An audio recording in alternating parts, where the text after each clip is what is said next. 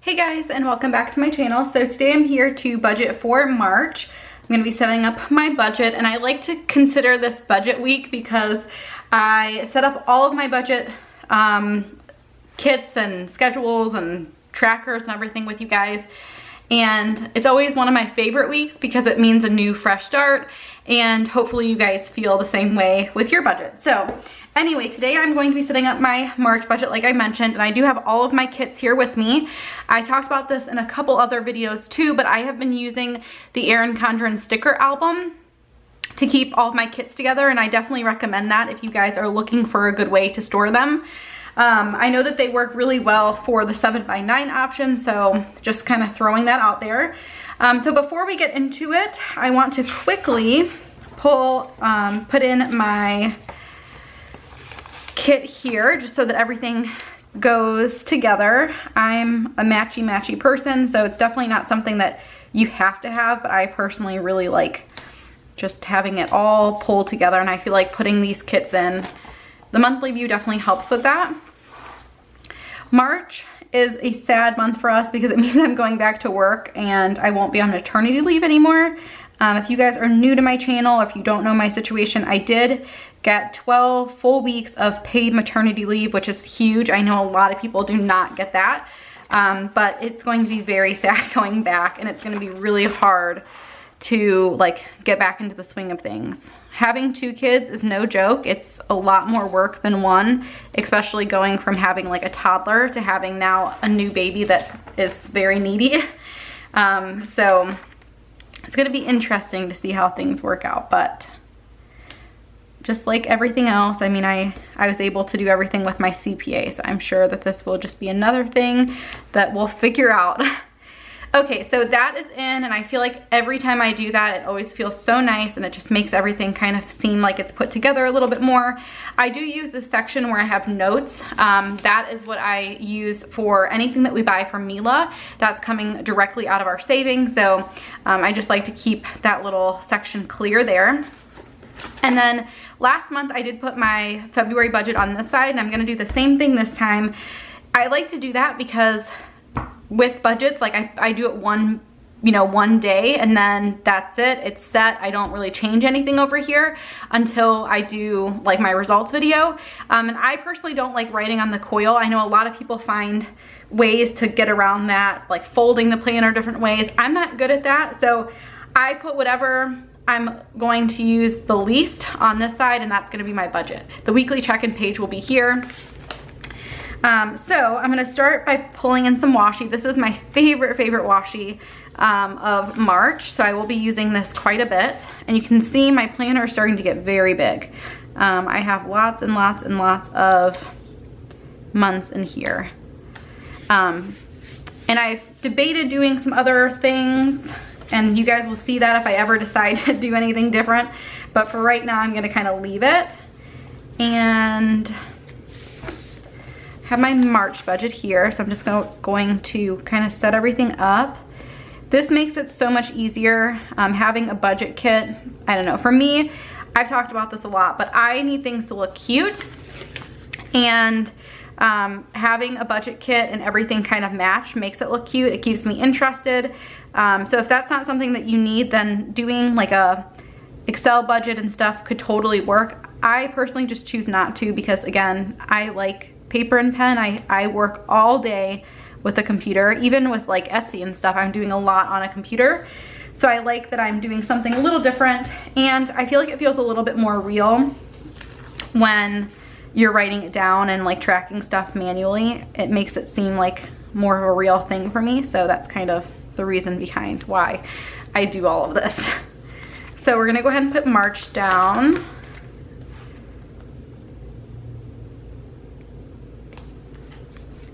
I love this kit. I think it's so stinking pretty. Okay, so I always like to use the variable and fixed expenses for my budget. I like to just break it up. It definitely helps with space. If you need space, breaking up your variable and fixed expenses gives you space because you can have them side by side instead of having them like all down. I would not be able to use the 7x9 planner if I used the regular way of doing budgeting where you just have it all like listed out. So that's kind of one of the reasons why I like to do the fixed and variable. Okay, so in terms of income, we do have my salary.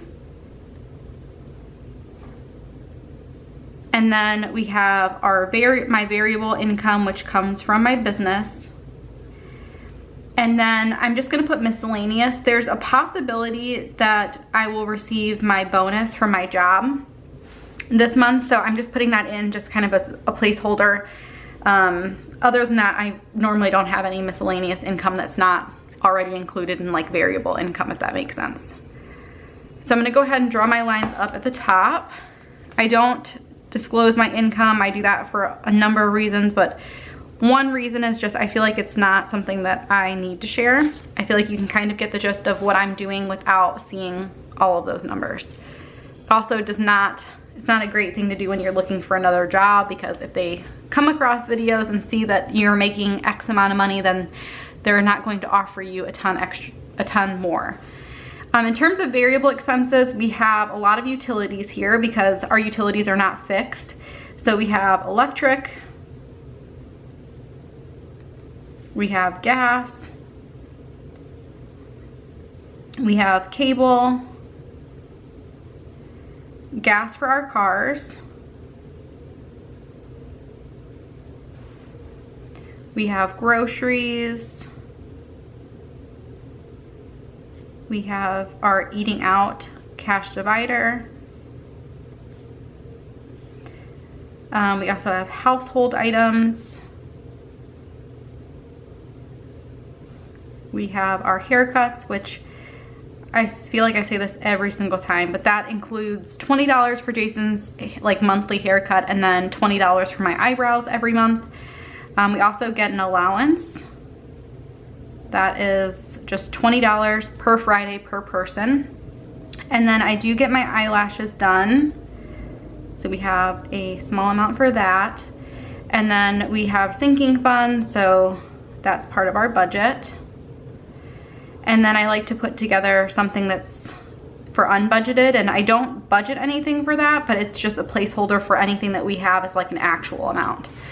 So those are all of our variable expenses, and I'm going to put in my total at the bottom and then draw in my lines, and then we'll add in our expenses. You're gonna see that this month I am increasing our utilities a little bit, and that's because it seems like recently our utilities have been a little bit more, so I want to just make sure that I'm accommodating the fact that they're more. In the last couple months, I feel like I fail to adjust for the fact that they're obviously increasing, and kind of sick of being over. So in terms of electric, I'm gonna budget $100. For gas, I'm going to budget $90. Cable is going to be $123.45. Gas for our cars, I'm gonna do $150. We've been at about $150 for a while, and that's pretty comfortable for us. Groceries, I'm gonna do $650. And then eating out, we're gonna do $300. Household items, I kind of set at $100 per month, and that's usually pretty good for us. Haircuts are going to be $40, again, $40 for each. Our allowance, again, is $20 per Friday per person, so that ends up being $160. My eyelashes, I will just get filled once in March, so that's just $60. Our sinking funds, I do not fill in because that includes some of our taxes. And then unbudgeted, like I said, is $0.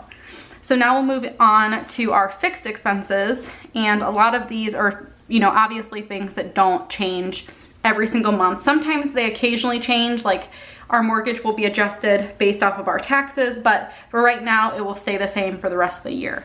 So the first thing that we have, again, is our mortgage, and I'm gonna just put this ruler down so I don't make it completely crooked when I'm writing them in. So first we have our mortgage.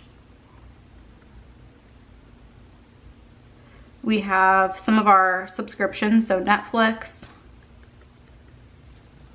Apple Music. We have our Amazon Prime. We have our car payment. We have Macy's swim lessons. We have 2 preschools. One is for the one that she's finishing up and will be done in May, and then the other one is one that's like full year. That's like her full-time one. And then I do have a subscription for the girls for bows, so that's the last item that we have. So those are all of our fixed expenses, and I'm just going to put my total down and then put in our amounts. And I just want to make sure that I'm somewhat lining this up.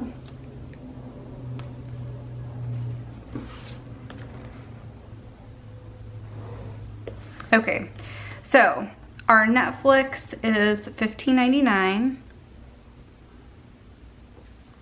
Apple Music is $9.99. Amazon Prime is $12.99. Swim is $90. Preschool at her like half day, 2 times a week school is $139.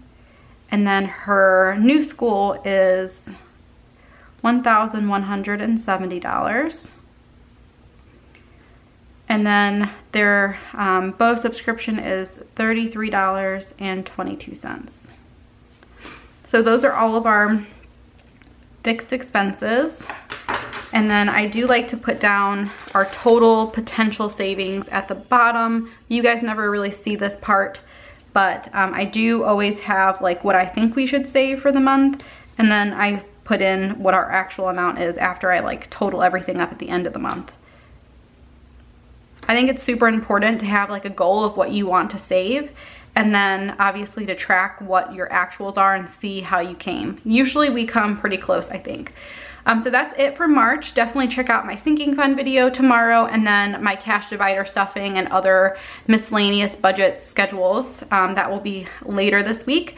I hope you guys are excited about March. If you want to check out any of my budget kits, definitely click on the link down below. And I will see you guys next time. Bye guys.